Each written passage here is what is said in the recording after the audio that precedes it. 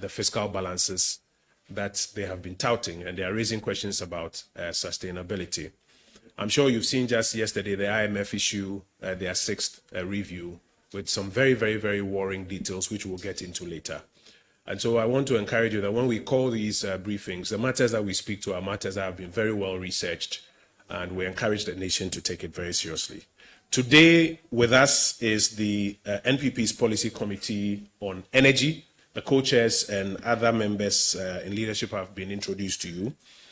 Today, we seek to engage the nation through you to speak to about three major issues in the energy sector. Three major issues in the energy sector. First is the energy sector levies, and the claim that these levies were being enhanced in some instances so that they could clear the debt, and rather the report that the debt appears to be growing.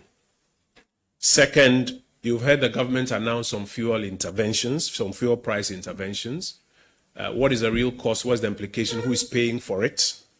And what needs to be done? The committee has done some work and wants to share with the nation through you.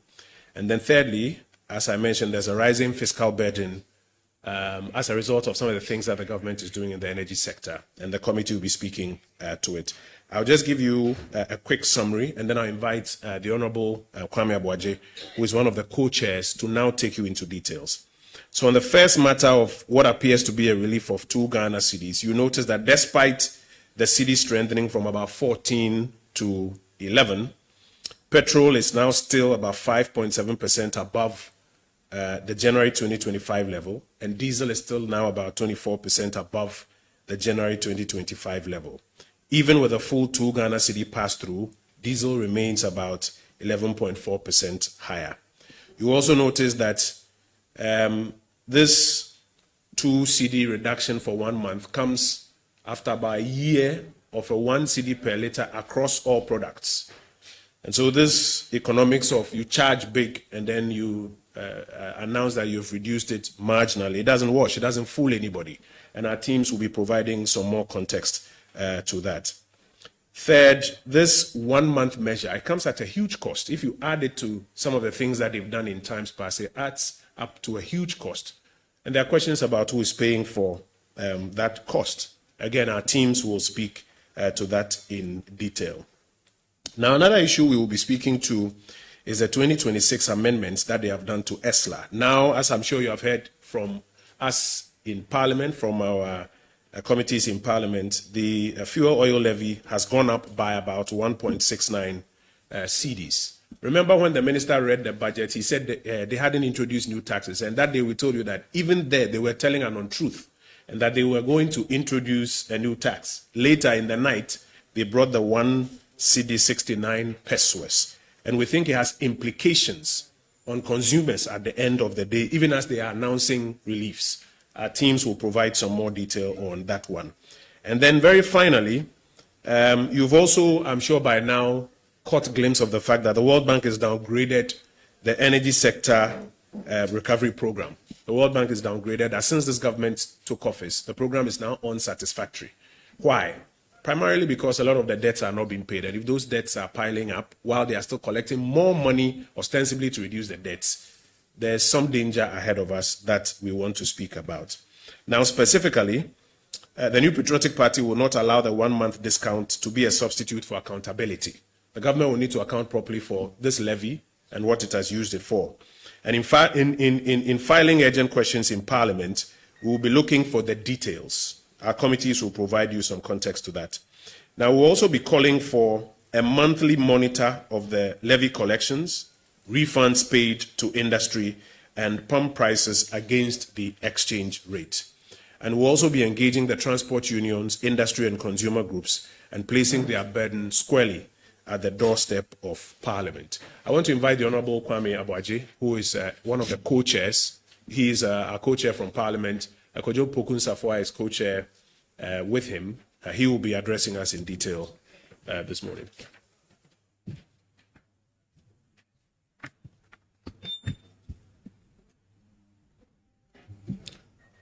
Good morning, ladies and gentlemen of the media, and thank you for joining us. We have called this press conference to speak to 3 connected developments. The government announced 2 cedis per litre reduction in diesel prices.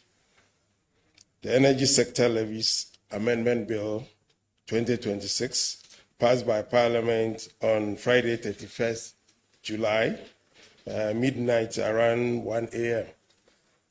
And the World Bank downgrade of Ghana's energy sector recovery program.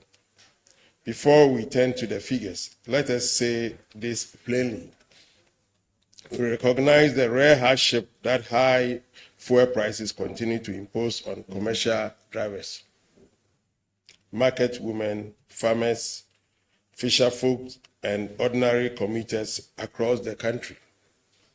And the New Patriotic Party stands in full solidarity with them. It is precisely because of that hardship that these facts we present today matter. On August 3rd, that's 2026, Goil posted petrol at 15 cedis 99 pesos per litre and diesel at 19 cedis 26 pesos per litre. In January 2025, petrol sold at around 15 cedis 13 pesos per litre and diesel at around 15 cedis 49 pesos per litre. Over that same period, the cedi strengthened from about 14 cedis 70 pesos to about 11 cedis 67 pesos to the dollar. Yet petrol today is about 5.7% higher than in January 2025, and diesel is about 24.3% higher. Even if the full 2 cedis reduction is passed through to the pump, diesel will still stand about 11.4% above its January 2025 level. So let us be accurate about what this intervention is.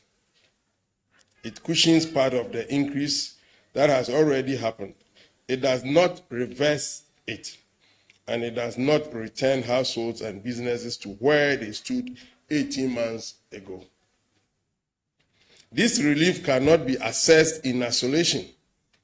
On June 3rd, 2025, at 10 minutes past 11 at night, the government used a certificate of urgency to pass the Energy Sector Levies Amendment Bill 2025, imposing an additional 1 cedi on every litre of petroleum products. Our members of parliament opposed it and walked out of the chamber. The Minister of Finance assured Ghanaians that a strong cedi will neutralize the impact so that consumers will not pay extra at the pump.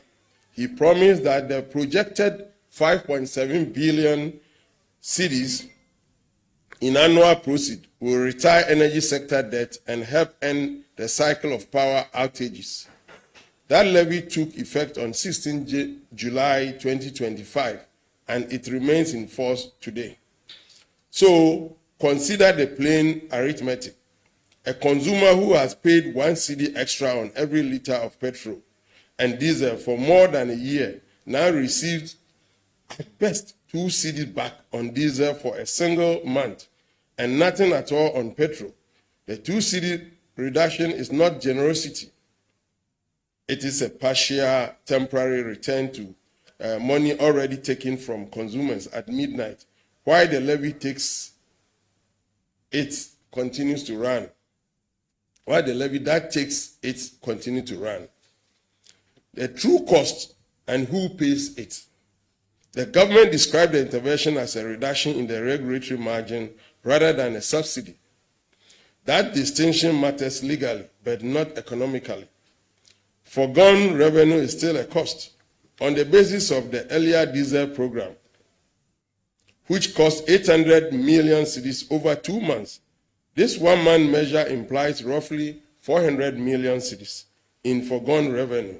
Adding the earlier petrol relief of 99.4 million cedis The cumulative cost of the stated 2026 interventions comes to approximately 1.3 billion cedis. That 400 million cedis in a single month is money that cannot simultaneously service energy sector debt, maintain rules, or reduce the deficit. If the intervention is unbudgeted, it widens the financing gap. If margins owed to industry are deferred, it creates arrears in the petroleum supply chain. There is no free relief. The only question is who pays and when.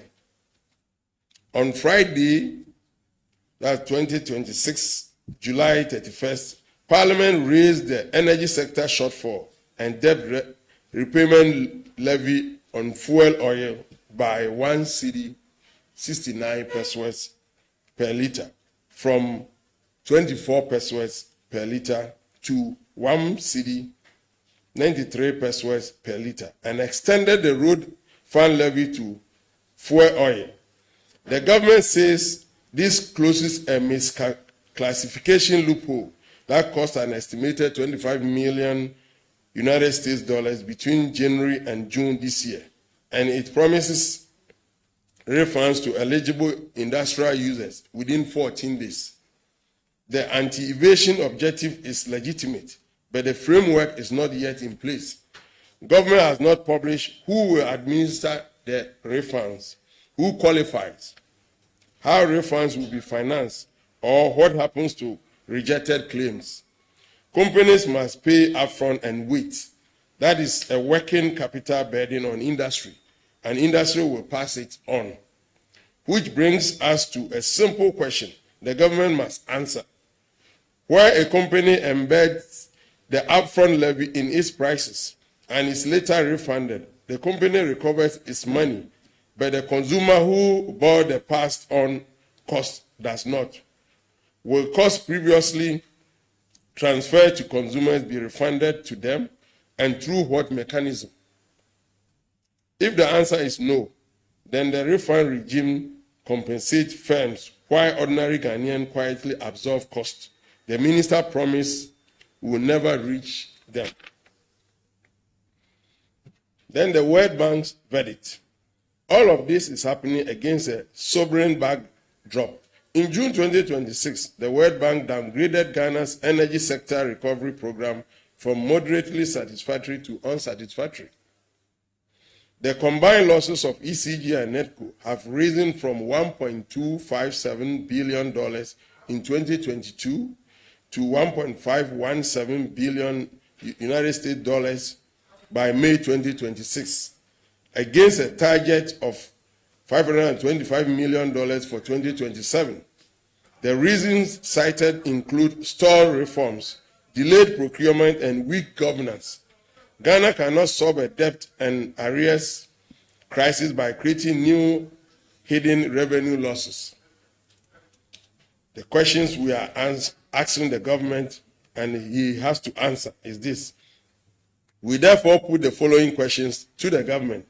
First, which specific margins, levies, or taxes are being reduced to finance the 2 cedi diesel relief?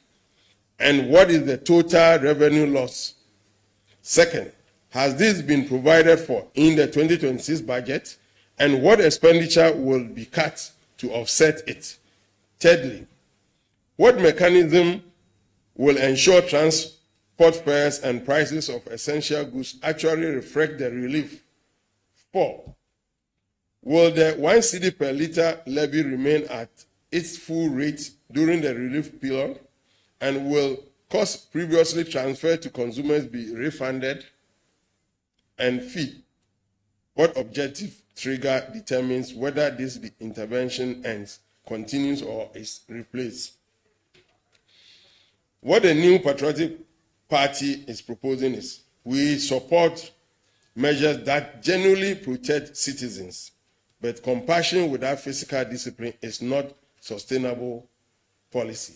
We call on the government to publish the full petroleum price build-up and the financing sources before implementation, to cap the intervention at a disclosed physical amount and report weekly on liters subsidized subsidized and revenue forgone, to prioritize targeted relief for public transport, food distribution, agriculture, and fishing, rather than an indefinite universal subsidy, to apply automatic sunset clauses with objective crude price and exchange rate triggers, and to pay industry claims promptly so that this relief does not become the next generation of arrears.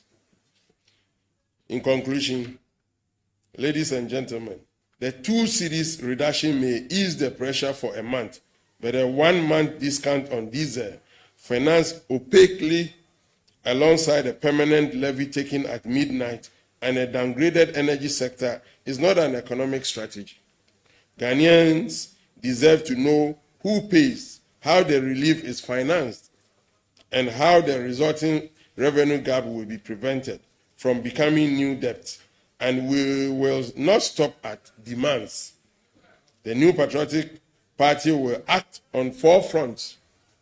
In Parliament, our members will file urgent questions demanding the financing sources of the 2 cedis relief, the budgetary provision behind it, and a definitive answer on whether the 1 cedi levy will remain at its full rate during the relief period, and whether costs previously transferred to consumers will be refunded. In scrutiny, our policy coordinating committee will track and publish month by month the collections of the energy sector levies, the refunds actually paid to industry, and the movement of pump prices against the exchange rate, so that Ghanaians can see for themselves how much of the cedi strength is reaching the pump. With stakeholders, we will engage the transport unions, industry, and consumer groups directly and place the burden they carry on the parliamentary record. And in policy, we will put forward the alternative, a transparent, rules-based shock response framework with published price build-ups, disclosed physical caps, targeted relief for transport, food distribution, agriculture and fishing, and automatic sunset triggers in place of midnight levies and 1-month discounts. The question we'll keep asking, with the government's own figures in hand, is a simple one. Stability for whom? Until Ghanaians get answers, we will not relent. Thank you, and may God bless our homeland, Ghana. So at this point, if there are questions, the co-chairpersons will respond to questions, and then they will do a quick wrap-up. So if you have questions, we'll take it.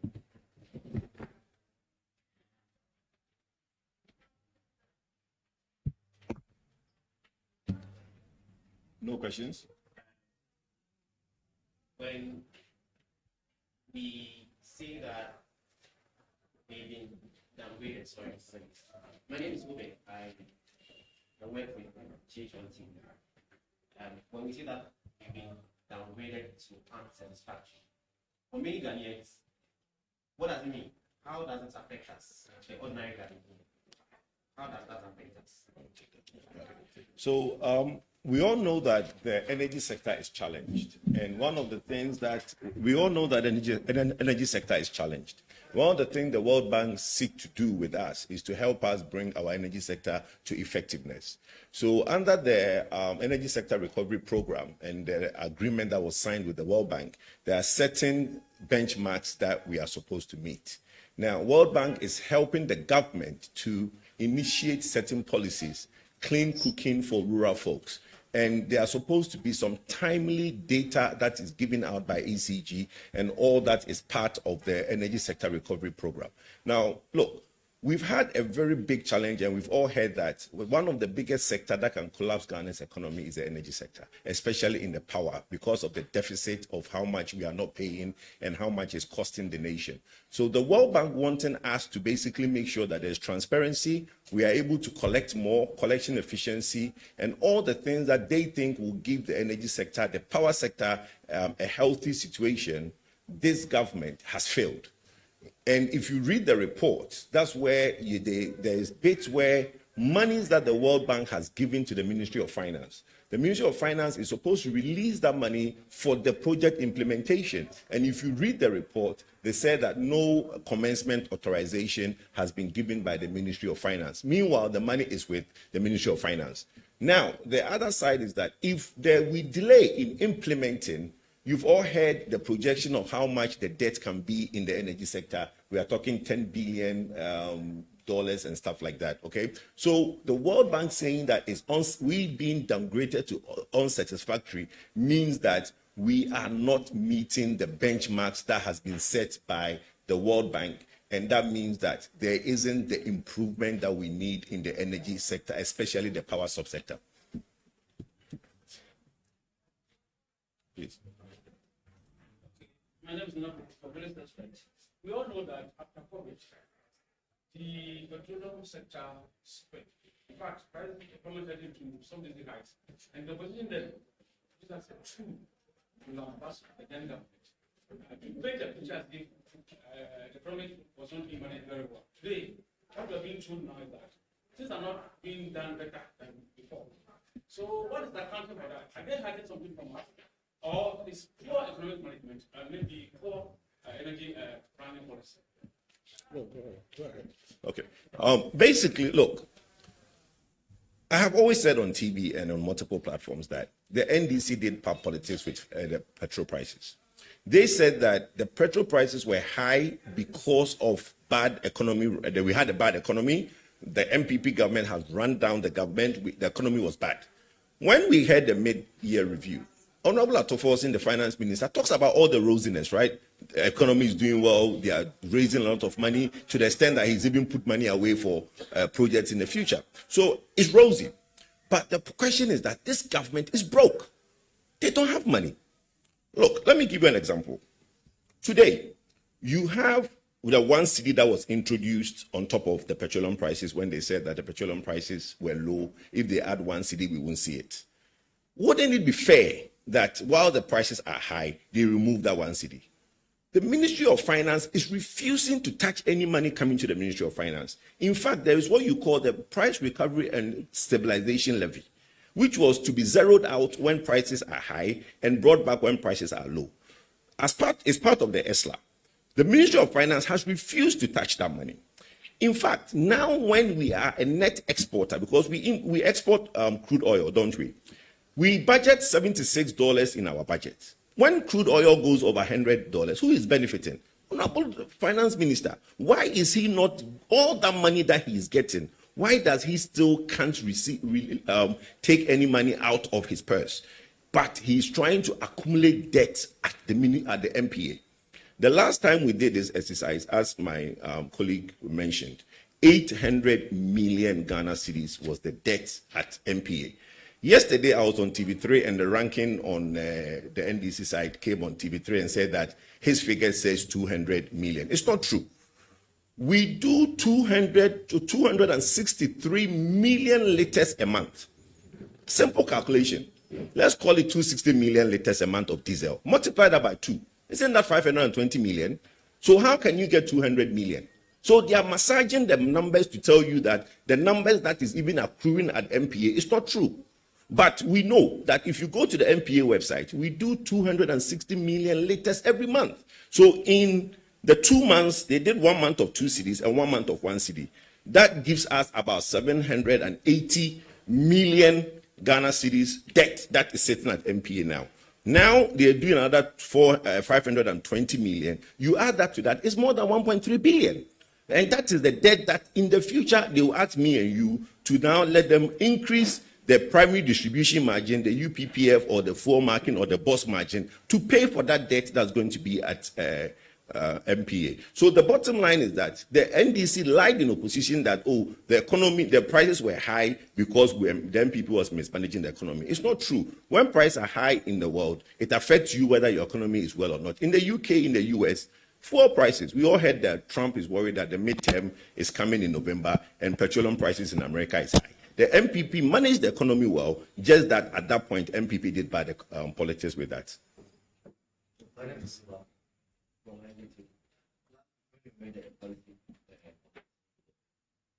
honorable minister predicted also at the end of this year.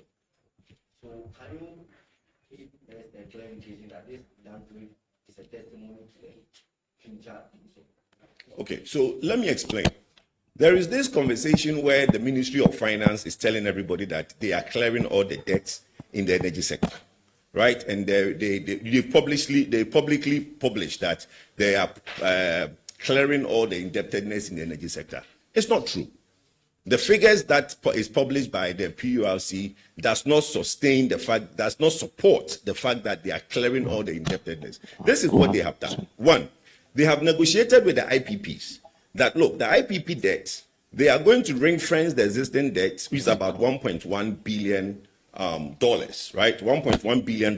They've ring-fenced it to pay it over 4 years. Now, yes, there's an improvement in how much they are getting into the cash waterfall. So now what they do is that there's level A and there's level B in the cash waterfall. The first thing they do is that, let's say there's 1.8 billion Ghana cedis that comes into the waterfall. They take care of all the IPP indebtedness. So they pay off what we owe the IPP so that there is no arrears in the IPP bills. That is true. Nobody will deny that.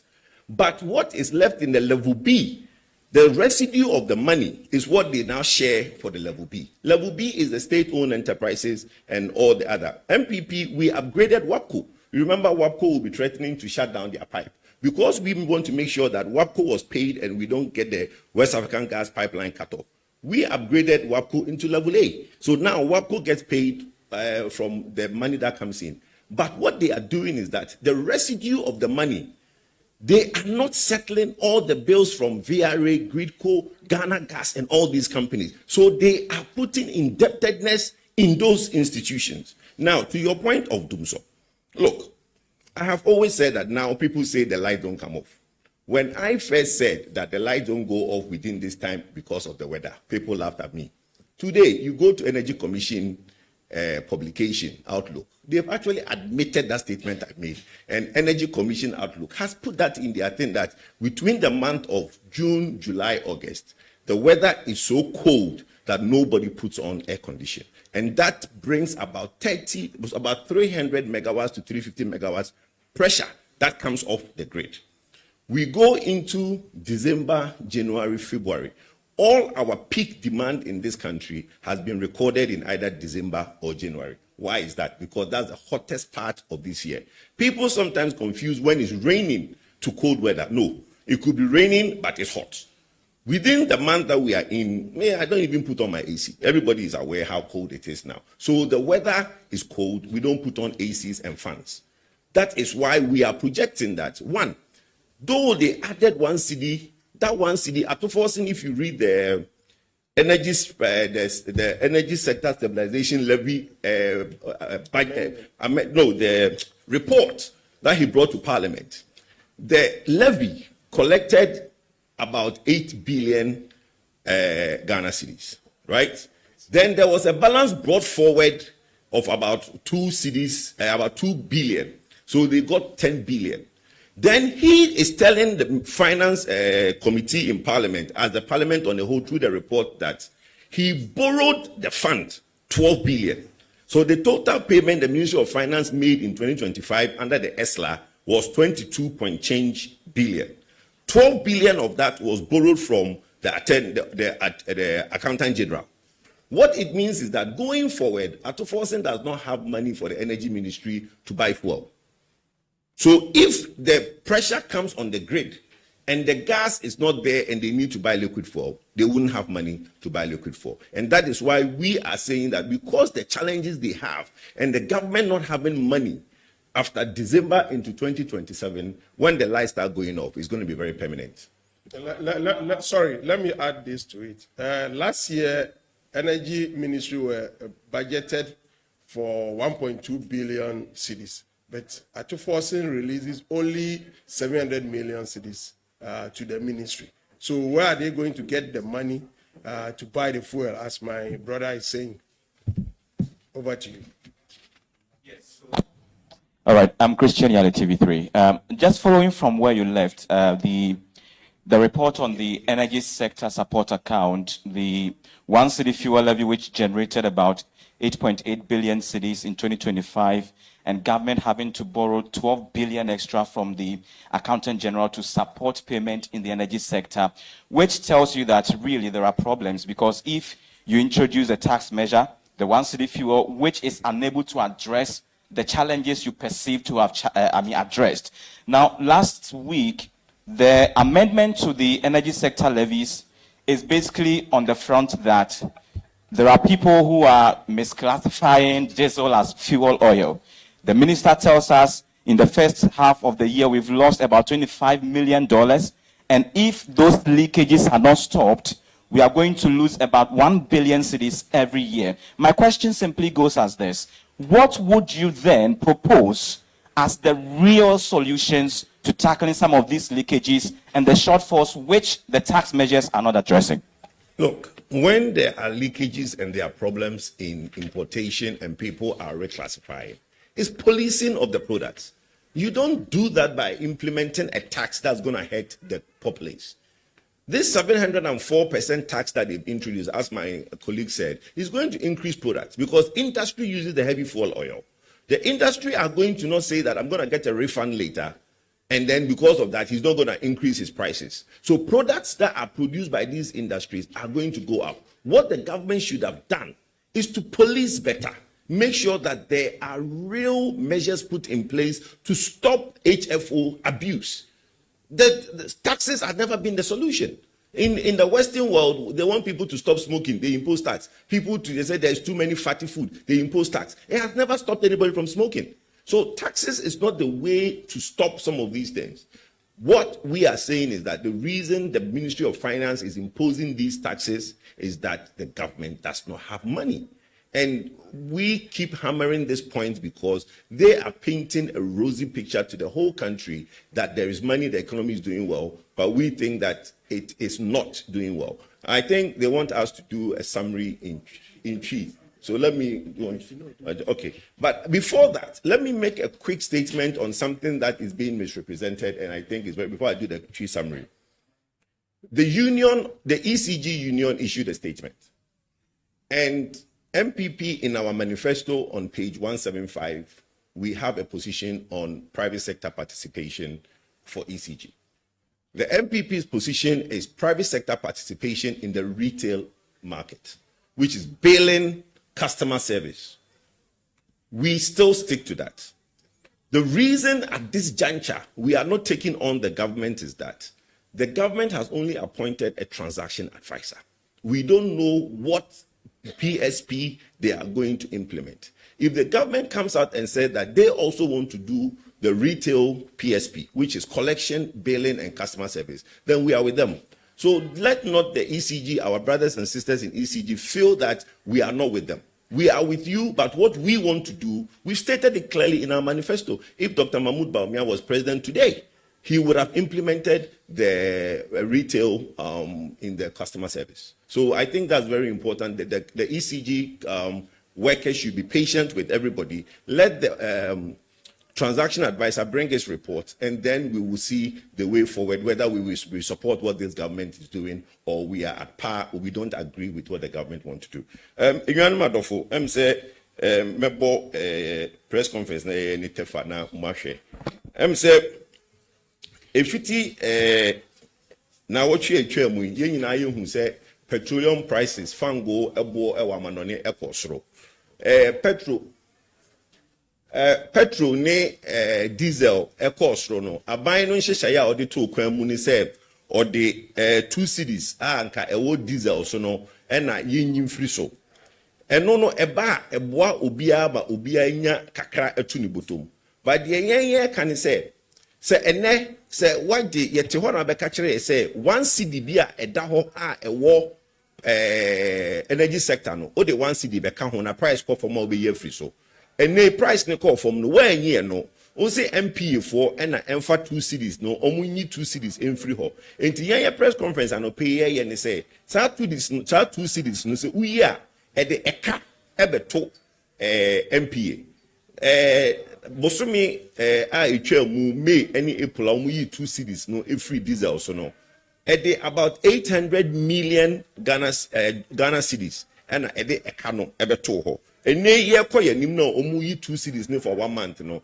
Another 400 about roughly 400 million Ghana cedis and about beto ho. Now your press conference enyoma miensa ene ye di tudwa. One, ye nyina ye te say Friday no aban no bill be called parliament or they call parliament no or could increase heavy fuel oil and no industries are almost different no and or the two or the 1 CD 64 67 1 CD 67 pesos and a cocan which is about 700%. And I say no so if you so be yet smuggle heavy fuel oil no now person usi ano kwan a enye taxes na edisi ano kwan enti aban no increase tax no from 24 pesos to 193 pesos no ebe ha ndwumakuo a omu use heavy fuel oil no. The third in some etwaso miensa a yedo eto kwan World Bank yeti krom ha yenyina ya te say World Bank for abeka kire ye say ye energy sector no problem wo ho.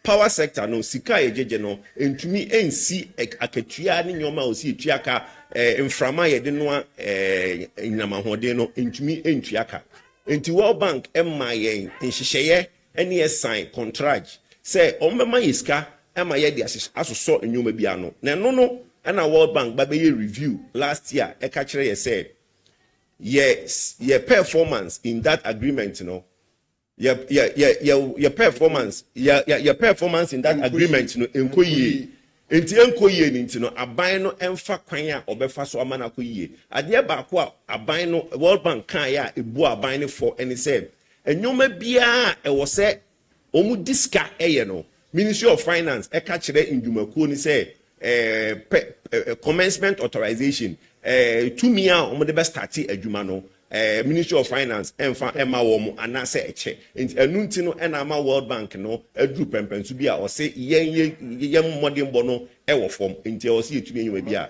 ema eka aba beda ho ECG ni netco na ema eka abeda ho beda obi wo e bi a 1 or 2 questions in tria. It's okay. Okay, Thank you very much. From here, we are moving down there. The second phase of our engagement will be happening. So please let's move our cameras down there.